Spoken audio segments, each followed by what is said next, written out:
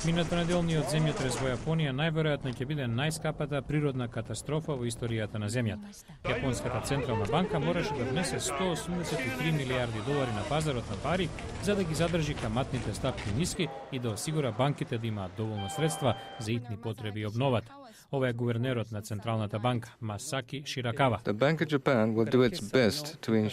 Банката на Јапонија ќе стори се што може за да ја осигура стабилноста на финансиските пазари и ликвидноста. Но тројниот удар по економијата, земјотресот, цунамито и хаваријата во нуклеарните централи може да искомплицираат обновата.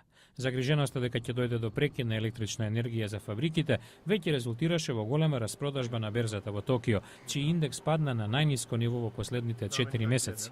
Економистот од Токио, Такуџио Кубо, коментира. Најголем ризик е енергијата. Ако Јапонија изгуби 10 до 20% од производството на енергија, тоа мощно и негативно ќе се одрази на економија. Тоа би бил тежок удар за Јапонија, која лани го препушти на Кина второто место на листата на големи економии во светот.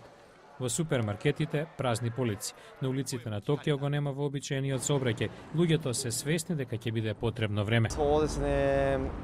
Ќе бидат потребни добри 4 до 5 години економијата да се врати во колосек.